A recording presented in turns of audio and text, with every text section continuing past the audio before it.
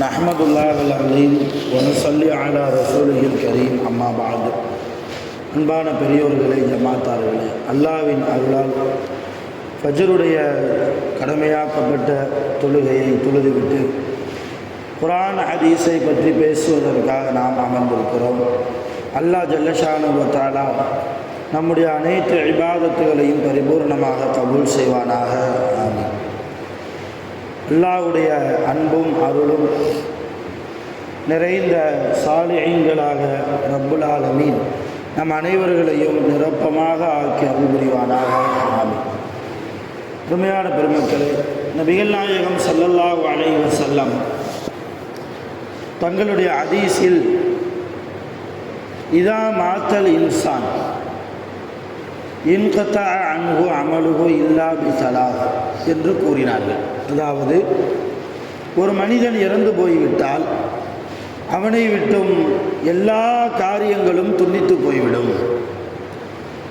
ஆனால் கபர் வரைக்கும், கியாமத் வரைக்கும் அவனோடு வரக்கூடிய காரியங்கள் மூன்றே காரியங்கள் தான். 3 விஷயம்தான். அவன் இறந்து போய்விட்டாலும், கபருக்குள்ளே போய்விட்டாலும், இந்த 3 காரியங்களின் நன்மை அவருக்கு வந்து கொண்டே இருக்கும் என்று நபிகள் நாயகம் ஸல்லல்லாஹு அலைஹி வஸல்லம் சொல்லிவிட்டு அந்த 3 எதெல்லாம் என்பதையும் சொன்னார்கள். முதலாவதாக சதகத்துன் ஜாரியா, நிரந்தரமான தர்மம். நிரந்தரமான தர்மம் ஒரு மனிதர் செய்து பின்னால் அவர் மரணித்து விட்டால் அந்த தர்மத்தின் மூலமாக யாரெல்லாம் பிரயோஜனம் அடைகிறார்களோ அதனுடைய நன்மை இவருடைய கபருக்கு வந்து கொண்டே இருக்கும். உதாரணமாக, ஒரு ஊரில் தண்ணி இல்லை, தண்ணி வசதி ரொம்ப குறைவாக இருக்கிற ஒரு சிறிய கிராமம்னு வைங்க. ஒரு மனிதர், ஒரு செல்வந்தர், அந்த ஊர் மக்கள் புழங்குவதற்காக, குடிப்பதற்காக ஒரு கிணறு வெட்டி கொடுக்குறார். இதற்கு பெயர் தான் சதகத்துல் ஜாரியா, நிரந்தரமான தர்மம். இந்த கிணத்திலிருந்து அந்த ஊர் மக்கள் தண்ணீர் எடுத்து பிரயோஜனம் அடையக்கூடிய காலமெல்லாம் கிணறு வெட்டி கொடுத்தவர் மௌத்தா போனாலும் அவருடைய கபருக்கு இதன் நன்மைகள் வந்து கொண்டே இருக்கும். அதே போன்று ஒரு மனிதர் ஒரு ஊருக்கு ஒரு பள்ளிவாசல் கட்டி கொடுக்கிறார். கட்டி கொடுத்தவர் கொஞ்ச காலத்திற்கு பின்னால் மரணித்து விட்டார் என்றால் அவர் கட்டி கொடுத்த பள்ளிவாசலில் யாரெல்லாம் தொழுகிறார்களோ, தொழுகை மட்டுமல்ல, என்னென்ன இபாதத்து நடக்குதோ அந்த எல்லா இபாதத்துகளுடைய ஒரு பகுதி நன்மை பள்ளிவாசலை கட்டி கொடுத்தவருக்கு போகும். இதுக்கு பெயர் சதகத்துன் ஜாரியா. இந்த மாதிரி நிரந்தரமான தர்மம் செய்தால் கபருக்கு போய்விட்டாலும், அந்த தர்மம் செய்தவர் மரணித்து விட்டாலும் அவருக்கு அதனுடைய நன்மைகள் கொண்டு போய் கிடைத்து கொண்டே இருக்கும். இது முதலாவது விஷயம். ரெண்டாவது, நபிகள் நாயகம் ஸல்லல்லாஹு அலைஹி வஸல்லம் அவர்கள் சொன்னார்கள், ஒரு மனிதர் இறந்து போய்விட்டால் அவருக்கு வலதுன் சாலிஹுன் யதுஉ லஹு, இறந்த மனிதருக்காக தனக்காக துஆ செய்யக்கூடிய ஒரு பிள்ளை, சாலிஹான பிள்ளை, சாலிகான பிள்ளையை, தனக்காக துஆ செய்யக்கூடிய பிள்ளையை அவர் விட்டு சென்றிருக்கிறார் என்றால் அந்த பரக்கத்தும் அவருக்கு கிடைக்கும்.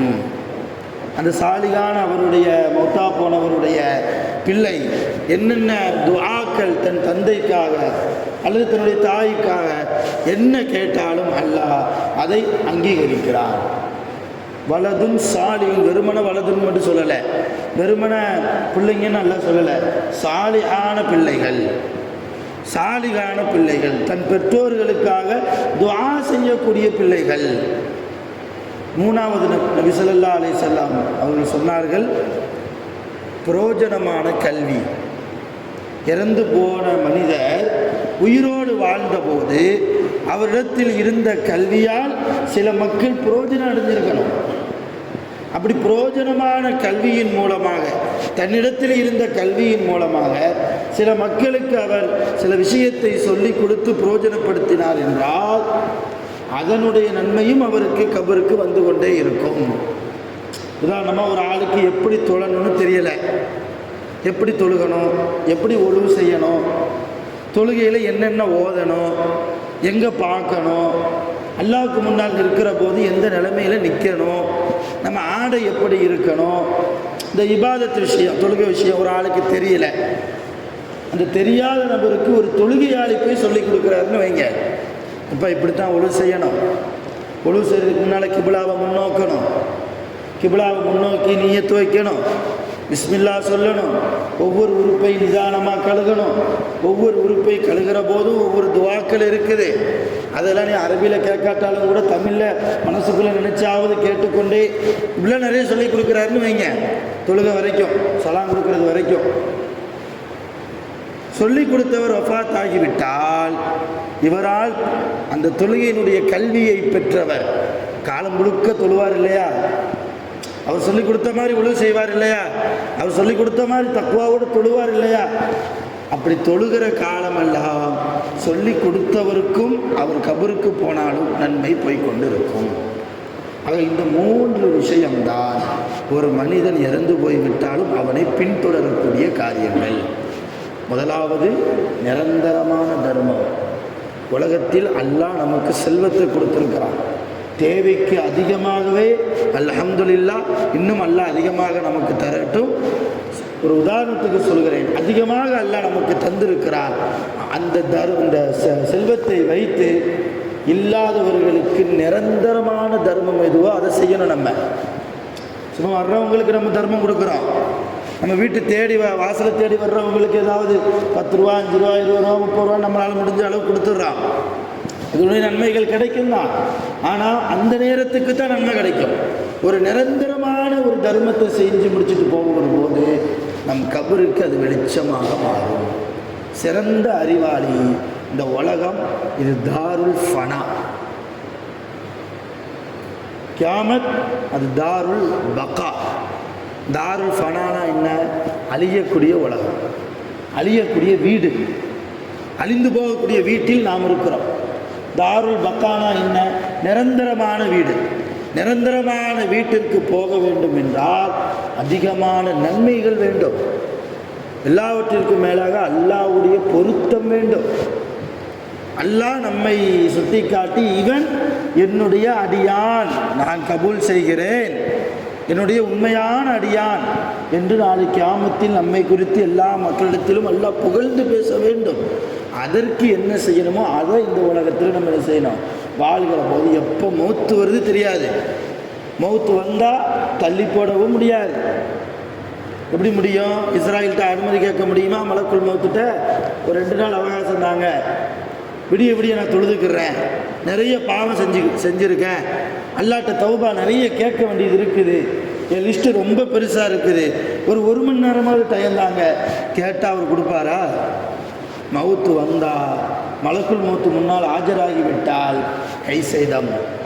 யாருக்கு கை செய்தம்? நன்மை செய்யாதவர்களுக்கு, உலகத்தில் தான்றோன்றித்தனமாக வாழ்ந்தவர்களுக்கு. நான் பல தடவை சொல்லியிருக்கேன், ஒரு தொழுகையை விட்டால், ஃபர்லான ஒரு தொழுகையை தகுந்த காரணம் இல்லாமல் ஒரு மனிதர் விடுவாரையானால் எத்தனை நாள், எத்தனை வருடம் நரகத்தில் கிடக்கணும்? அந்த ஒரு தொழுகை விட்டதுக்கு 1,80,000 வருடங்கள், 1,80,000 வருடங்கள் நரகத்தில் இருக்கணும். ஒரு தொழுகையை விட்டால் தகுந்த காரணம் இல்லாமல், ஏதாவது காரணம் இருந்துச்சு, ஜமாத்துக்கு வர முடியல அல்லது பள்ளிவாசலுக்கு வர முடியல, வீட்டிலையே அந்த தொழுகையை அந்த நேரத்தில் தொழுதுட்டோம்னா அது பரவாயில்ல, அல்ஹம்துலில்லாஹ். ஆனால் எந்த காரணமும் இல்லாமல் உலக காரணத்தை சொல்லி நான் அங்கே போயிட்டு இங்கே போயிட்டு என்று சொல்லி ஒவ்வொரு நேர தொழுகையும் தகுந்த காரணம் இல்லாமல் விடுவாரையானால் ஒரு தொழுகைக்கு 1,80,000 வருடங்கள் ஆண்டுகள் நரகத்தில் கிடக்கணும். எல்லாம் தெரியும், ஆனால் நரகத்தை பற்றி உண்டான பயம் இல்லாமல் வாழ்கிறோம். அல்லாஹ்வுடைய தண்டனை குறித்தான அச்சம் இல்லாமல் வாழ்கிறோம். காலையில் எழுந்தது முதல் இரவு தூங்குகிற வரைக்கும் ஏதாவது பாவங்கள் ஒன்று நாம் தேடி போகிறோம், இல்லைன்னா அந்த சைத்தான் நம்மளை தேடி வந்துடுது. இதுதான் நடக்குது.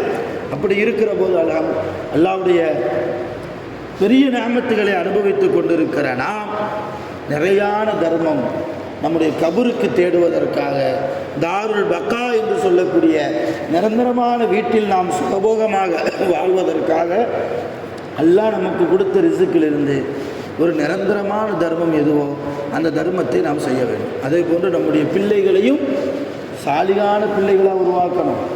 நாம் இறந்ததற்கு பின்னால் நமக்காக துஆ செய்யக்கூடிய பிள்ளைகளாக உருவாக்கணும். ஒவ்வொரு நேர தொழுகையிலும், என் அத்தா இறந்துட்டாங்களா, நான் ஒவ்வொரு நேர தொழுகையிலும் என் அத்தாவை மறக்காமல் தொழுகைக்கு பின்னால் நான் அல்லாஹ்ட்ட கையேந்தி கேட்கணும், ரப்பே என்னுடைய தகப்பனாருடைய என்னுடைய தாயாருடைய கபரை விசாலமாக்கி கொடு. நபி ஸல்லல்லாஹு அலைஹி வஸல்லம் சொன்னாங்க, பிள்ளைகள் பெற்றோர்களுக்காக கேட்கக்கூடிய துஆவையும் பெற்றோர்கள் பிள்ளைகளுக்காக கேட்கக்கூடிய துஆவையும் அல்லாஹ் சீக்கிரமாக அங்கீகரிப்பான்.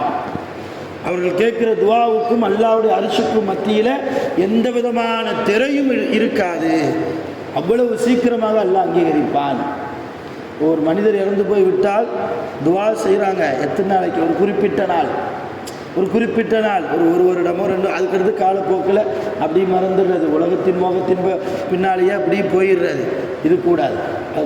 அது கூடாமல் இருக்க வேண்டும் என்றால் நம்முடைய பிள்ளைகள் சிறுபிராயத்தில் இருக்கிற போதே சொல்லி கொடுத்து வளர்க்கணும். துஆ செய், அத்தாவுக்கு துஆ செய், அம்மாவுக்கு துஆ செய், அண்ணனுக்கு துஆ செய், தம்பிக்கு துஆ செய், குடும்பத்தில் உள்ள அத்தனை பேர்களுக்கும் அல்லாஹ்விடத்தில் ஆரோக்கியத்தை கேள், ஆஃபியத்தை கேள், நோய் இல்லாத வாழ்க்கையை கேள், செல்வத்தை கேள், ரிசுக்கை கேள், எல்லாம் கேட்கணும், சொல்லி கொடுக்கணும். அப்படி சொல்லி கொடுக்காத விளைவோ கபூரில் உட்கார்ந்து நாம் எதிர்பார்ப்போம், நமக்காக நம்ம பிள்ளைங்க துஆ செய்ய மாட்டாங்களே.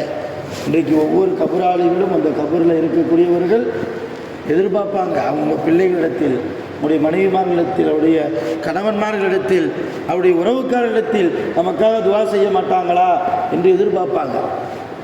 அதே போன்று சில மார்க்க சம்பந்தப்பட்ட கல்வியையும் நாம் அறிந்து கொள்ள வேண்டும். நேற்று ஜும்மாவில் நான் சொன்னது போல சில கல்விகளை அறிந்து கொண்டு அதை தெரியாத மக்களுக்கு நாம் சொல்லிக் கொடுக்கிற போது அது பிரயோஜனமான கல்வியாக மாறுகிறது.